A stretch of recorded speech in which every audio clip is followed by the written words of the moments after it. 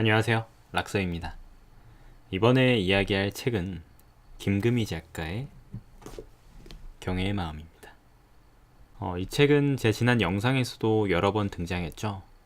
1월 책 하울 영상에서 처음 등장하여 1월 책 월말정산에서도 잠깐 모습을 비춘 바 있습니다.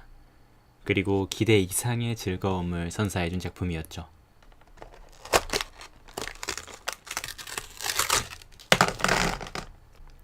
이번 영상에서는 김금희 작가의 경애의 마음에 대한 아주 간략한 분석을 해보려고 해요.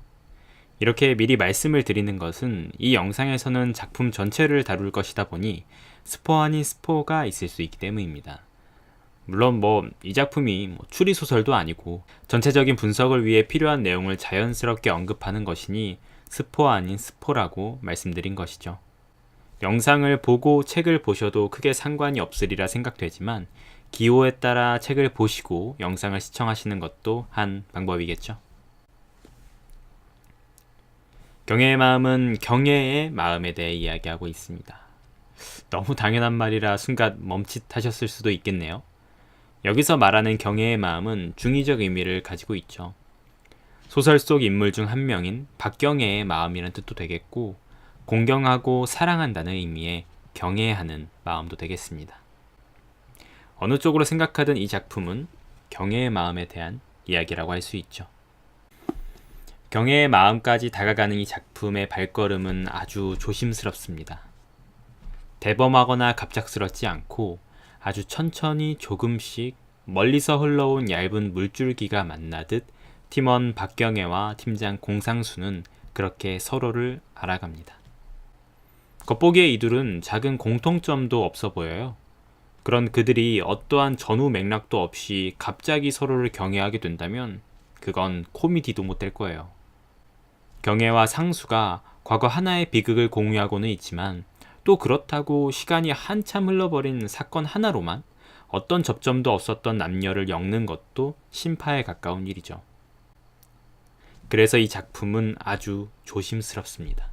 1999년 그날 까맣게 타버리고 재로 덮인 두 인물의 상처받은 내면을 독자는 가만가만 쓸어보게 되죠. 두 인물이 서로의 존재를 전혀 모른 채 공유했던 것은 그날의 화재 사건과 페이스북 언니는 죄가 없다, 언죄다 페이지 정도지만 이들은 그러한 우연보다는 더 내면적으로 닮아 있습니다. 고립감, 외로움, 둘을 이어주는 건 이런 감정들이고 이는 상처로 벌어진 그들과 세상 사이의 틈새를 의미하죠. 팀원 하나 없이 팀장 대리라는 어중간한 직책을 달고 영업을 다니는 상수. 상수는 어린 시절 어머니의 죽음과 이를 방관하다시피 한 아버지의 모습, 그리고 동생인 상수를 때렸을 뿐만 아니라 동급생을 납치 감금하여 폭행하기도 한 형의 폭력성에 시달립니다. 국회의원인 아버지는 권력으로, 형은 육체적 폭력으로 이 두 가지의 힘으로부터 시달린 상수가 이러한 것들에 대한 혐오를 갖고 자신이 가진 조건들에 대해 탈피를 원한 것도 납득하기 어려운 일은 아니죠. 그래서 상수는 회사에 아버지 백으로 들어왔다는 말을 한사코 부인하고 남자이지만 페이스북에 언니는 죄가 없다는 연애상담 페이지를 오빠나 형이 아닌 언니가 되어 운영한 것이지요. 그보다 조금 이른 학창시절 집안의 남자들과는 다른 모습을 보여준 친구 은총에 대한 상수의 애착도 그 과정에 있던 일이라고 할 수 있겠네요. 매사에 무덤덤하고 그런 성격에 역시 홀로인 경애. 경애의 고립은 좋아했던 은총이 화재 사고로 사망하며 깊어집니다. 이는 1999년 일어난 인천 호프집 실제 화재 사건을 배경으로도 하고 있죠. 그게 단순한 사고가 아니라 실제 호프집 사장이 화재가 일어나자 돈을 내고 가라며 문을 잠궈 피해가 커졌다는 사실은 이 경애의 마음을 무너뜨리기에 충분했습니다. 비정한 어른들의 사회. 호프집에서 술을 마시고 있었다는 이유로 안타까운 죽음이 제대로 조명받지 못했죠. 경애 역시 그 자리에 있었지만 잠시 자리를 비워 살아남았고 앞선 비정한 시선들을 살아남음으로 견뎌야 했죠.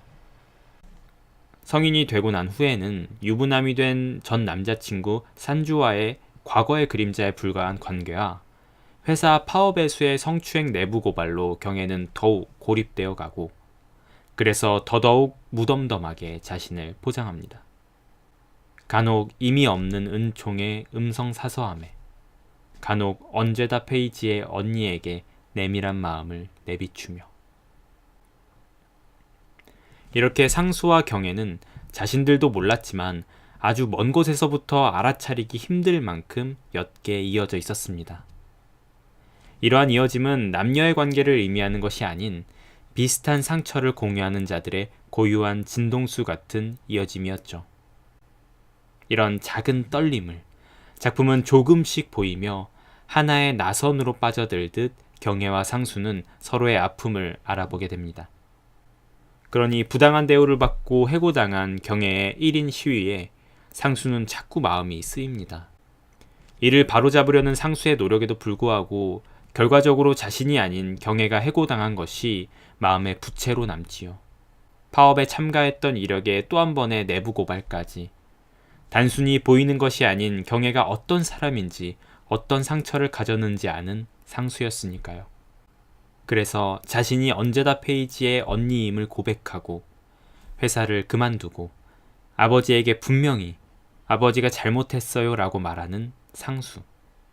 그리고 부당함을 고발하고 언제다가 아닌 상수에게 고민을 털어놓으며 상수가 해줬던 말, 마음은 폐기하는 것이 아니라고 말하는 경애.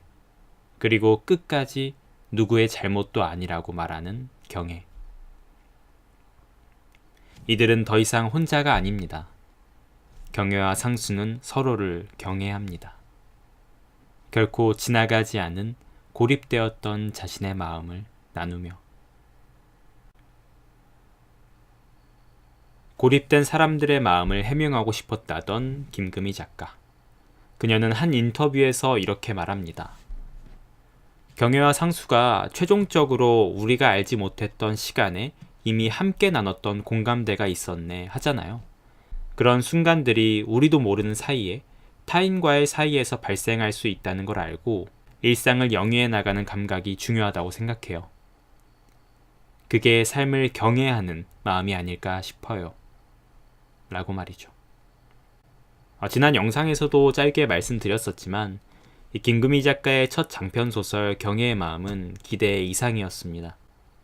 기대를 너무 빈약하게 한 것이 아니냐고 타박하실 수 있겠지만 첫 장편인 만큼 김금희 작가에게도 참 어려운 작품이었지 않았을까 생각했으니까요.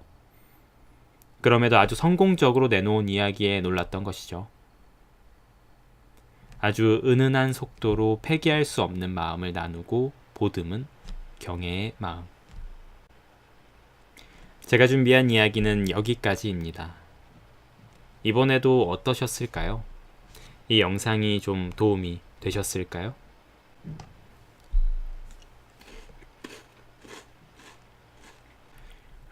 지금까지 락서였고요. 저는 또 다음에 찾아오도록 하겠습니다. 긴 시간 들어주셔서 감사합니다. 안녕.